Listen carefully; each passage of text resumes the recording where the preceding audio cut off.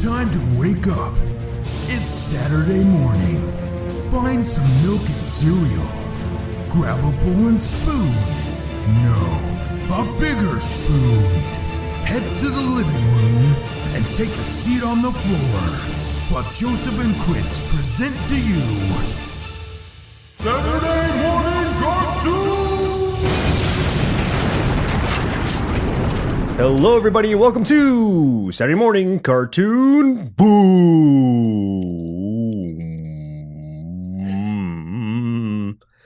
Oh my god, what just happened? Is reverberation. I don't know. Wow, it was so bassy that it just kept bouncing off the walls is what happened. Yeah, exactly. You almost like hit the brown note with that one. The brown note. I did. Yep, I'm pretty sure I just brown noted. This is a show where we wake up with a Saturday morning sun and plop down in the living room for I'm just stringing my words now after I brown noted.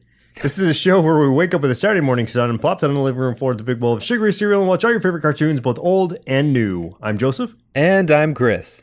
And this morning, as part 3 of our... It is part 3 this time, right? Yeah, you did it right. Yay, okay. As part 3 of our OcTOONber celebration, we watched Tales from the Cryptkeeper. Yeah, I loved the intro of this show. Yeah, it was cool. It was pretty much the Tales from the Crypt, just kind of a lighter version of the intro music. Oh, okay. I've never actually watched Tales of the Crypt. You didn't even say it right. You said Tales of the Crypt. Oh, no. I never actually saw Tales from the Crypt. There you go. Shame, though. Shame.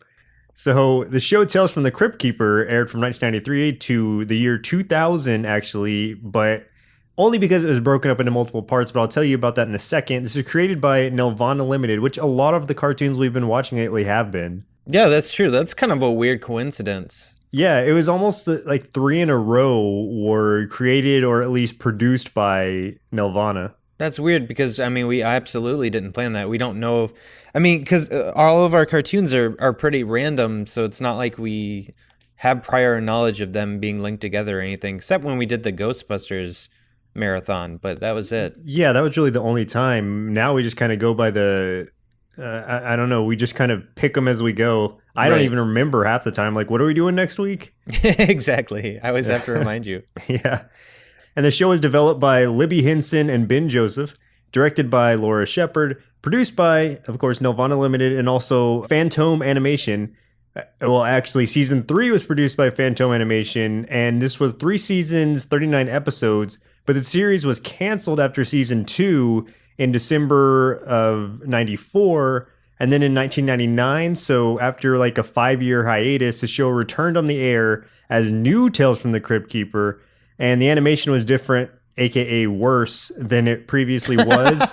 And that was the majority, or no, that was the entirety of season 3 was new Tales from the Cryptkeeper, and it ended there because it didn't bad. get the same viewership. Yeah. Aw, sad. Yeah. This was on ABC originally, the first 2 seasons, and then moved over to CBS for the 3rd season. For a short synopsis, the popular cult horror comic books of the 1950s are adapted into this modern cartoon anthology series.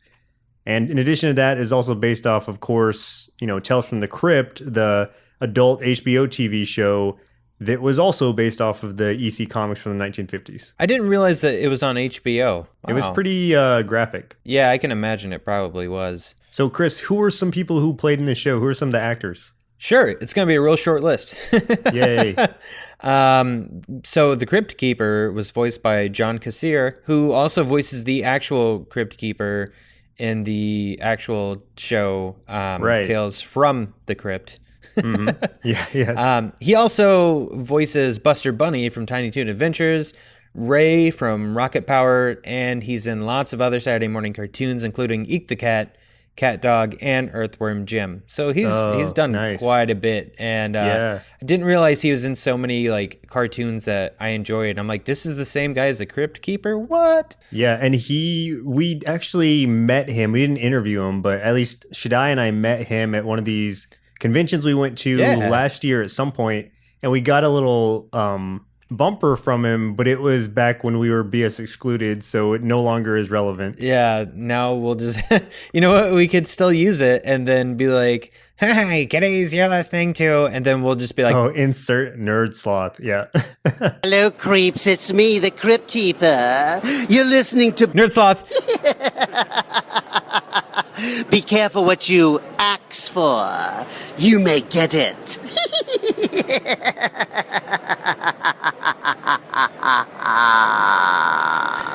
Yeah. And then I've got two other people I'm going to name. They weren't in the entire series, but they became recurring characters during the second season, which is the Old Witch, who was voiced by Elizabeth Hanna, who's done lots of cartoons, including Police Academy, Cops, The Legend of Zelda, Babar, and Beetlejuice. And then we also have the Vault Keeper, who was voiced by David Hemblin. And because this show keeps popping up, I had to mention it. He played a character named Lord Dread in Captain Power and the Soldiers of the Future. He's also had some amazing cartoon villain appearances, such as Shere Khan in The Jungle Book. Oh, nice. And Magneto from X-Men, the animated series. Cool. Yeah, I didn't even know that. Yeah, dude, as soon as like I heard the Vault Keeper, I was like, his voice sounds so familiar, and it sounds real, like, I mean, it sounded cool. I was like, he's got an awesome voice, and I wonder where I've heard it. Then I saw Magneto, and I'm like, oh, yeah, that dude had a great voice. So, yeah, I was really excited to see that. That's awesome. So for a few tasty marshmallows out of our big bowl of Cryptkeeper cereal, Tales from the Crypt, The Haunt of Fear, and The Vault of Horror were American bi-monthly horror comic series published by EC Comics in the 1950s. And those form the trifecta of EC's horror comic anthology series, which also marks the origins of the Crypt Keeper, the Old Witch, and the Vault Keeper, respectively. Those were the comics they were tied to, Crypt, Haunt of Fear, and Vault of Horror. And then all of those people, as you just mentioned, were in this cartoon, at least in season 2, and only season 2. And next, they were originally considering using the live-action puppet of the Crypt Keeper from the HBO series as the host. But they eventually decided that the puppet was a bit too scary for very small children and went with the cartoon likeness instead. That was probably a very smart observation on their end. Probably for the best, yeah. And lastly, a child psychologist had to approve the scripts to make sure that they weren't too scary for kids for every episode. Wow, that's interesting. Yeah. They were like really worried about this stuff, apparently. Yeah, they were really wanted to make sure they weren't going to mess any kids' heads up or anything. Wow. Okay. This was also a period of time where they were really like putting their foot down on kids' TV shows being at least semi-educational in a way. Oh yeah. If not educational, then they at least had to provide some sort of moral lessons. So Tales from the Crypt Keeper, of course, fell victim to that, but that happened a little bit later on towards season 3, from what I'm told. Because this probably, I mean, a lot of the cartoons from the 90s and stuff like that were probably affected by, there was some woman in politics, I believe it was one of the first ladies, that was just super against everything, like against video games, against like television and how it was ruining children and stuff like that. So, I mean, a lot of censorship took place because of that, and everyone had to start changing things. I'm sure that all of the, like the, you know, we would get the G.I. Joe PSAs, all of that kind of stuff. And we got sort of some PSAs in this too. And I think all of that stems from that incident, basically. What was one of there was also the Sailor Moon PSAs. I was trying to remember which one we saw most recently with PSAs, and I think that might be it. Anyway, so Chris, do you have any memories of this show? I know you didn't watch the original show, but maybe you heard of this one? I did hear of it, and I never watched it. Oh. I had seen a few clips from the actual Tales from the Crypt, and I remember reading a story once, not like as a comic, but I think it was somebody had maybe taken one of the comics and just read it, unless they did actual books from Tales from the Crypt. Maybe they did some books. I think I know what you're talking about, because I had a book or two that they were essentially the comics, except written out, but they would have a panel every few pages from the actual comics, even though they were, you know, they were scripted out and probably also really toned down for younger readers. I remember this one wasn't super toned down. I remember one about like a guy, something about like him having an axe and then he kills his wife and he's like chopping her into little bits and stuff that. Well, maybe not toned down then. Yeah, and I remember reading that and it scared the crap out of me because I was really young when I saw that or read that. So like it creeped me out really bad, and what the Crypt Keeper like puppet looked like scared me quite a bit too. Like I was really creeped out by that stuff, so I stayed completely away from it, just assuming that the cartoon would be too scary. So I just never watched it. If those books scared you, the cartoon might have, even though it wasn't nearly as violent as the book sounds like it was. From what I remember, I only caught like a few episodes of this entire series, but I think it was just one of those things where it was either on too early in the morning before I woke up, or another show I watched may have shared the same time slot, so I just never caught this one. Either way, I mean, I'm a big fan of horror anthology specifically, so I wish I'd seen more of it as a kid. As a trade-off of that, I did see a lot of actual Tales from the Crypt as a kid, so maybe this would have been too toned down for me. I don't know. I'm like, oh, the cartoon's too scary. And Joseph's like, man, give me like the real gory stuff. Like, This is lame. He's like, if blood isn't like squirting along the walls, then it's just too watered down for me. Yeah, exactly. So let's go ahead and jump into the 3 episodes we watched for today's show. The very first episode, highest rated episode, and finally, a random listener chosen episode. Order may vary depending on how these episodes fall chronologically, but of course, we always start with the first episode being While the Cat's Away, Season 1, Episode 1, in which 2 brothers plan to rob an abandoned mansion where the monstrous security system has been set up to get rid of intruders. Well, okay, so I think it was interesting the way they tried to set it up, but those kids were thinking very small scale. They just wanted these new mountain bikes. Yeah. And they were willing to rob a man who was leaving his home to go on some trip in order to get these mountain bikes. Yeah, this is so the way I was thinking about this is reminiscent of a problem that I have with Stephen King books and stuff, which is that the characters are usually too unlikable for me to be able to relate to. Because like right off the bat, I'm like, okay, here's these kids. All right, they're cool. Nope, no, the older brother's kind of a douchebag. Oh, and they're both going to rob this guy's house. Okay, I don't really have any sympathy for these two. Especially because the older brother is just a huge douchebag, and he is super... His name is Stu. That's even worse.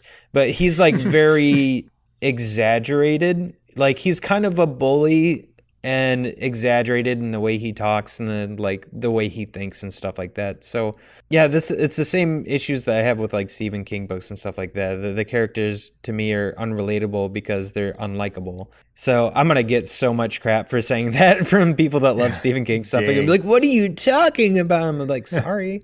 His kids got cool stuff though. Yeah, Joe Hill's awesome. This one, yeah, I mean these kids. So the older brother was a bad influence on his younger brother, who was very enticed by the idea of this new mountain bike, which was I don't remember the name of it, but every time he thought about the mountain bike, it would cut to a scene of him with a helmet on, riding the bike, and he would like say an Evel Arnold Knievel line, and he would be like "Hasta la vista, baby," or right. something. I'm like, I don't why. But so they go to this house. I will add that their father is a travel agent, so the reason that they know about this guy going on a trip is because he called in earlier in the day to, book a trip with the father, telling him the time he was going to be out, and I guess also saying his address, which led them over to his mansion to rob the place.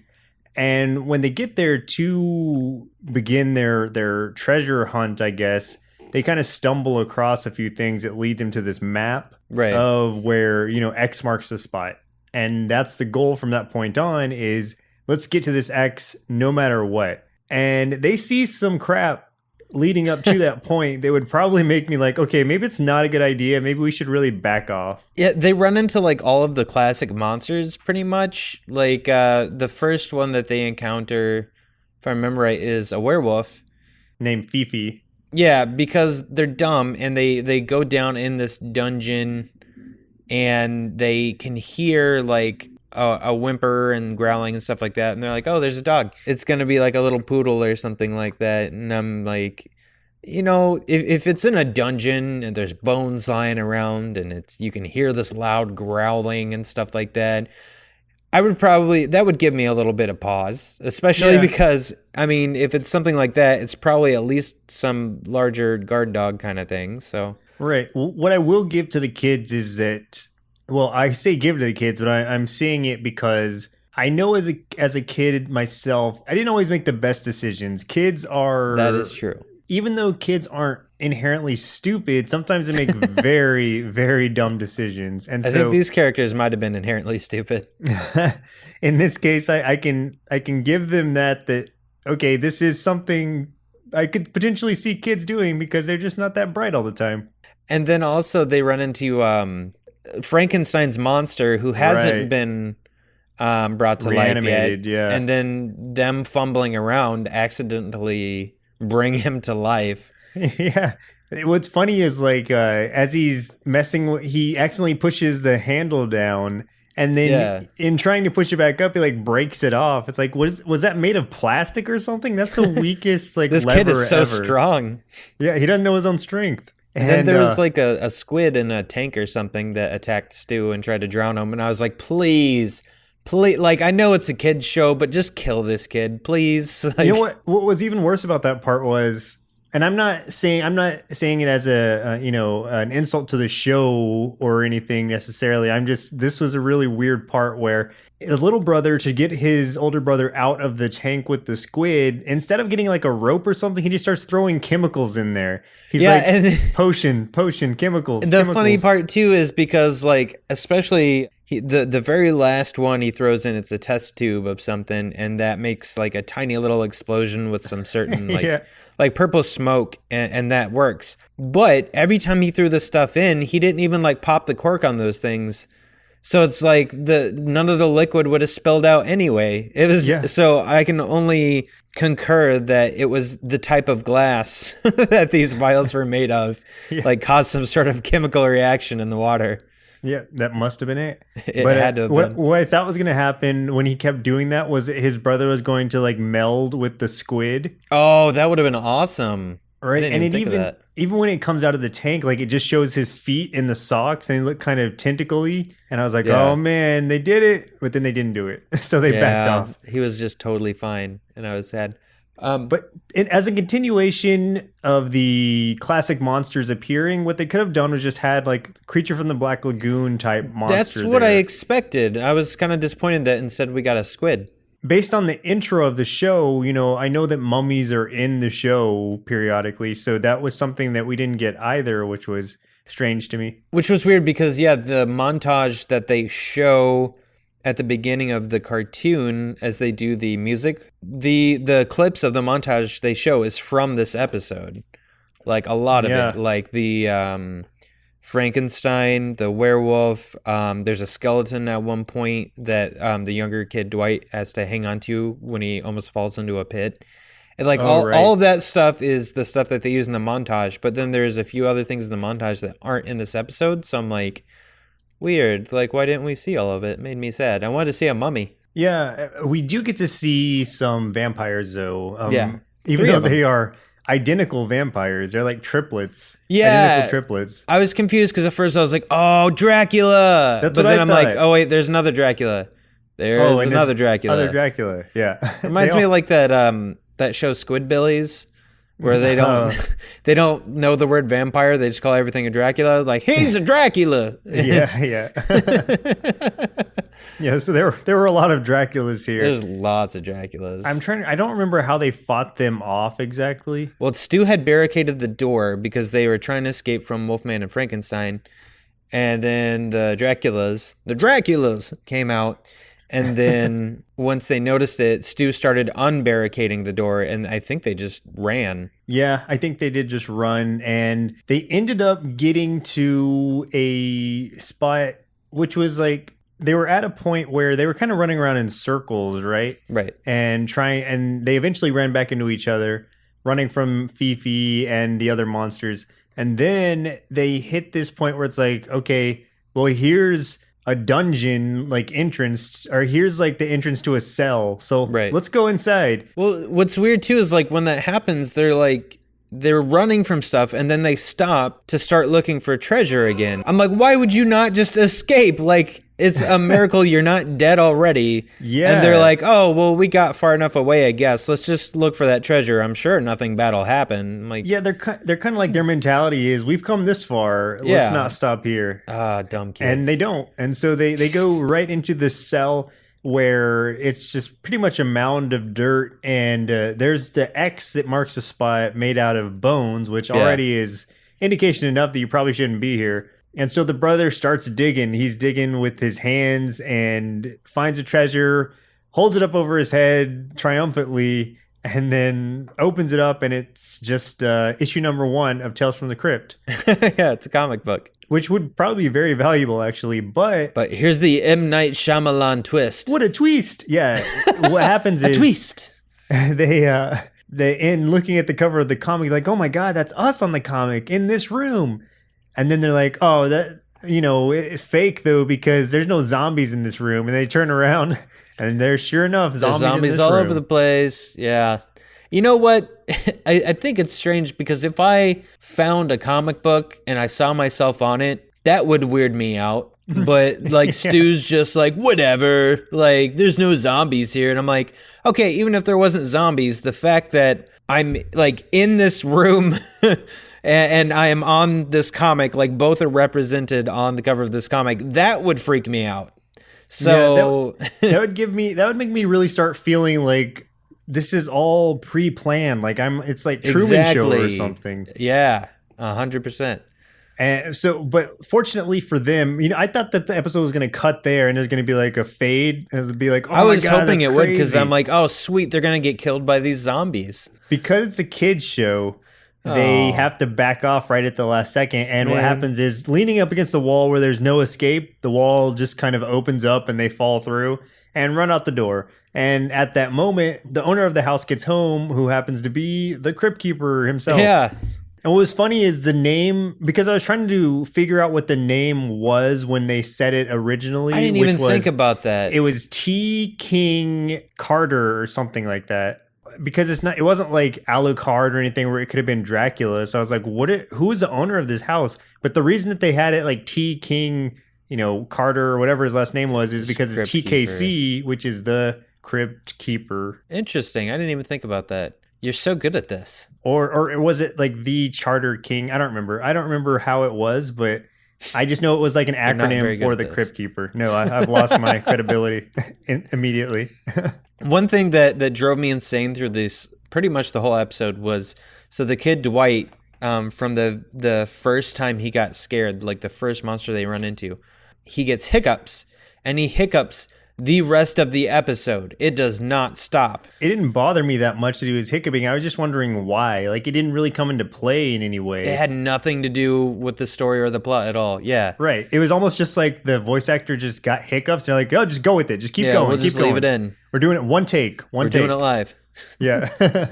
So something to be mentioned too for this episode, and for all the episodes that we didn't touch on yet, is that the very beginning of the episode and the very end, you're seeing the Crypt Keeper, and he's talking, and in this one in particular, he's making some jokes about, he's going to go on vacation.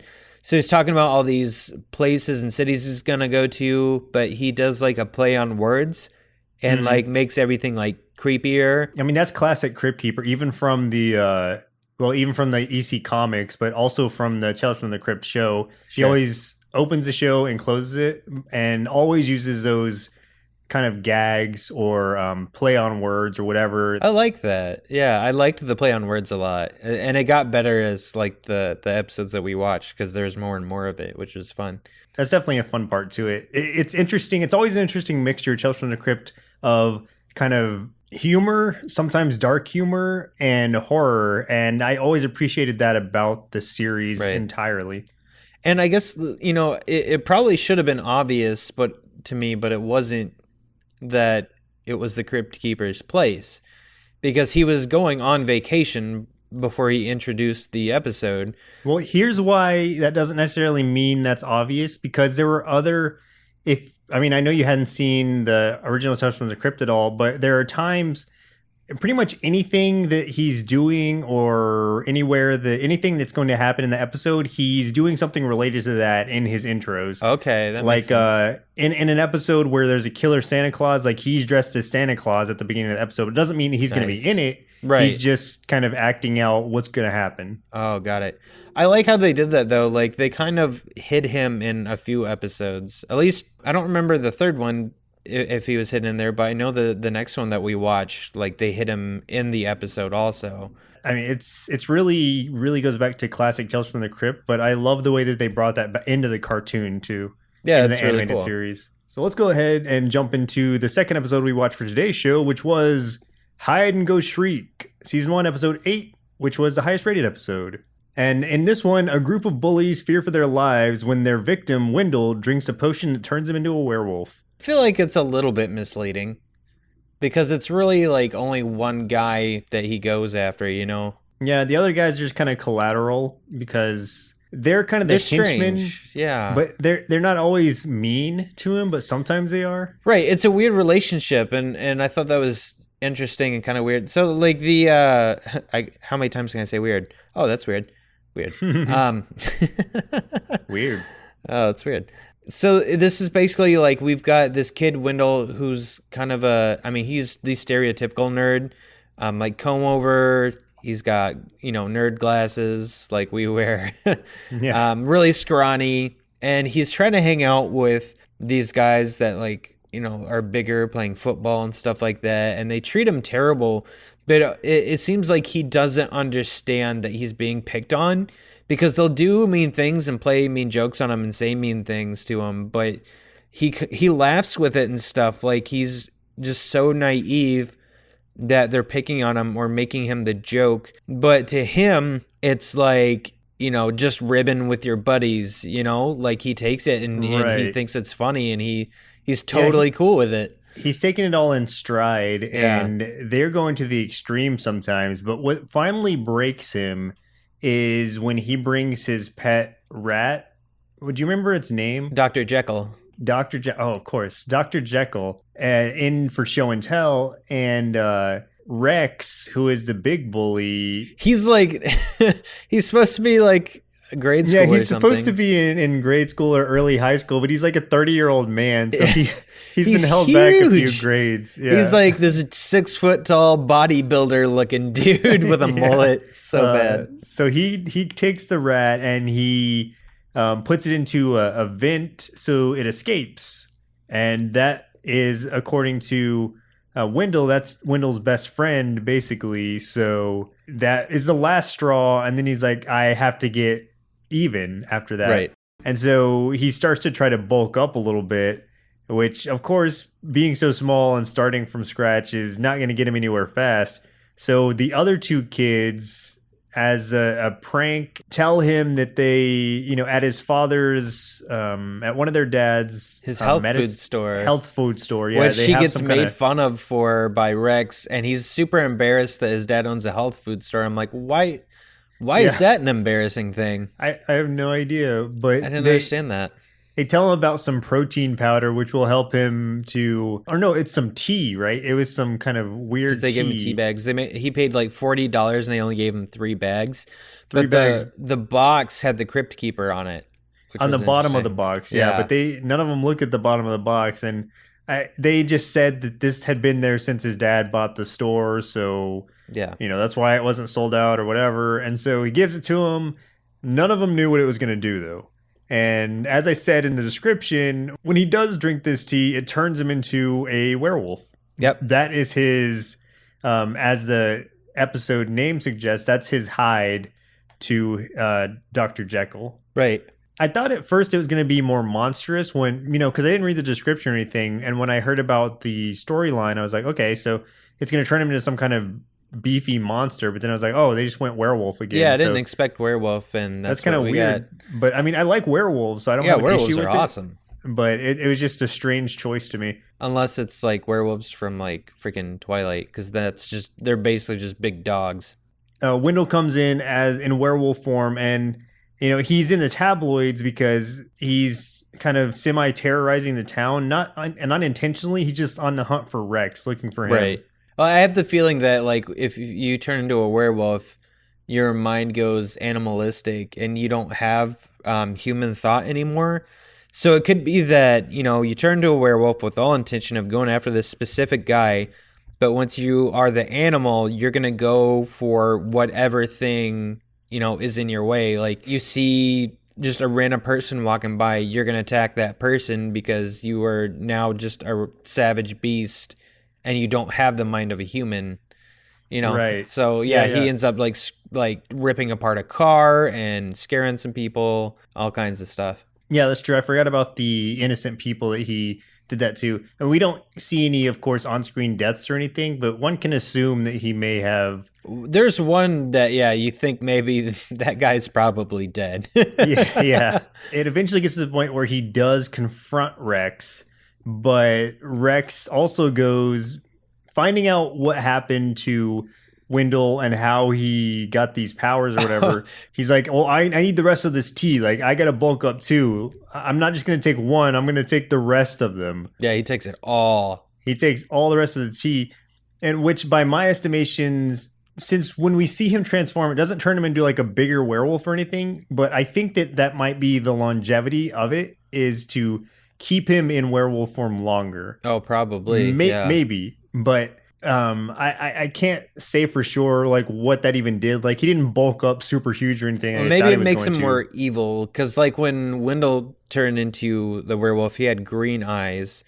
Oh but yeah, Rex had red eyes. But it also could be based on his personality. Yeah, I was gonna say like usually if they do different colored eyes, I mean they do that for a reason, to distinguish that there is a major difference, and usually the alignment of people, like green or blue is usually a sign of like, a hero kind of thing, or red or like pure like black, or sometimes even just pure white is usually like an evil kind of thing. So Rex transforms, and then he's going to confront Wendell, but at that point the cops come and they're like, hey, there's the wolf we've been looking for. Yeah. Shoot him full of tranks. And I was like, oh man, that's actually pretty cool. I like the way that this episode played out, in that, because it's like he got what was coming to him. And I also appreciated what the other kid said at the end, where it's like, it's almost like Wendell planned this to happen this way the whole time. Yeah, because Wendell was like nearby when this went down, like if I remember correctly. Right. So they're like, oh my God, yeah, like he planned this. And I was like, oh, yeah, the nerd wins. Yep. We're smarter than you. I'm not, but Joseph is. Sometimes. There's one more thing from this episode that I really wanted to touch on. It was another quote from the two friends that cracked me up, which was once Wendell paid him $40 for the tea. Like, I thought this was great, and I love the writers for making this line. Is they walk out of the room and they're like, $40, let's go squander it needlessly, and they high five and jump, but for whatever reason they both yell at the same time, bungee. I'm like, why? Like the bungee thing I don't understand, but it made me laugh. But I really appreciate the let's go squander it needlessly quote. That's amazing. I was thinking that too. I was like, man, that is a really good line. That's very self-aware and hilarious. So for the last episode we watched for today's show, it was Game Over, Season 2, Episode 1, which I chose because the plot sounded interesting to me. As a video game player myself, I was going to say a video gamer, but I was like, man, that sounds terrible. As a gamer myself, this was something I felt like I could relate to. You picked this cartoon as a whole also. Yeah, I did, because as a Tales from the Crypt watcher, I had never watched the whole entirety of this, so I wanted to just check it out and see how it held up. Cool. So, two boys pay for skipping school to play video games when the characters come to life. I guess. I mean, yes, sort of. But what they don't add is that these characters are, the villains that they're fighting in the video games, the monsters and stuff, start to come to life and attack them. We got a new animation for the introduction of this also, because this was in season 2. So it was the same song, but we had a much different longer animation. intro. Yeah, and they added like a lot more of the comics to it because it would show scenes of different stuff, and then it would look like it's the page of a comic book folding over, and then you would Yeah, see something else. I like that with the hard black shadows on it. That Yeah, was I cool. liked it a lot too. And then we got the introduction here. We got to see the old witch and the vault keeper trying to take over the crypt keeper's show. Right, which was cool because they don't have, I mean, as part of the original trifecta of EC Comics from the 1950s, they didn't have their own TV shows. So they're coming in looking to get their own, like the Crypt Keeper has, and or take his over. We only saw the first episode of the second season, but the entire second season is based on that, them trying to take over his show, and Crypt Keeper basically being on the run. So not all the episodes are in his mansion as the first season was. Yeah. They're kind of him on the run, on the road, introducing these episodes. I thought it was kind of fun too. I liked it. And we got so many plays on words in this episode in his segments, like way more than we used to. I loved him too. Like he referred to the doorbell as the horror bell. He saw the witch outside, and then he like barricaded the door, and he was gonna go back to doing the show, and he's like, scare was I? And I'm like, Yeah. I get it. That's a lot of what Tales from the Crypt is those puns. And we got a lot more of the Crypt Keeper segments in this episode than we did in the other ones. Like the segments were much longer, and the main story was much shorter than the other ones, like by far shorter. It was, and because it was almost like if you were to combine the sections of the intro and the outro with the Crypt Keeper, Old Witch, and Vault Keeper, then it would almost be the same length as the actual enter episode was. Yeah, I think so. I think both were probably like 12 to 15 minute things. So. Yeah, but I also think that being the first being the first episode to introduce Old Witch and Vault Keeper, it was also trying to give them a little bit more screen time to show essentially what this next season's going to be about, is Crypt Keeper on the run from them. So I'm sure the rest of the second season doesn't continue with these really short episodes and longer intros, but who knows? So in this actual episode, what happens is they're skipping school to play video games in the arcade constantly, and just all of a sudden out of nowhere, the games start to come to life and attack them in person. I know that there is a part where some bats come in, and so they pick up actual baseball bats and start to fight them. Right. At first, I was kind of thinking like, man, this is like my worst nightmare because they're like all these zombies are coming at him and stuff. But it's like if you hit them once, they disappear. So I'm like, I could do that. But then it got me thinking about like what would be like out of the video games that the real video games in our lives, like what would be the worst one do you think to get like trapped in? For me, I went with The Last of Us. I think that would be an awful one to like experience in real life. That would be terrible. Dark Souls would be pretty bad to get caught in. Oh yeah, that's a really good one. That would be terrible. Life would be very hard. Oh God, yeah. Yeah, so essentially and this is really short, so we'll probably keep it pretty short for this episode because really a lot of it's just kind of back and forth of them being introduced to these new creatures that they have to fighting the creatures and destroying them. Guess what creature they run into again? A werewolf. Oh yeah, there's a werewolf again. This show loves its werewolves. Hey, we got no one in every there. episode. Yeah, so what I really liked though, I mean, the concept was kind of cool. The execution was a little simple as it carried on through the episode, but I could have seen this being a very good kind of short, and I see why they kept it like that, because the ending is what was really kind of an intriguing part when the kids are actually destroyed, or having a game over or whatever. The game that they were playing, I think they died trying to fight the Grim Reaper in their game. And then the Grim Reaper dude comes after them and gets both of them, and they disappear the same way all the monsters they've been fighting disappear.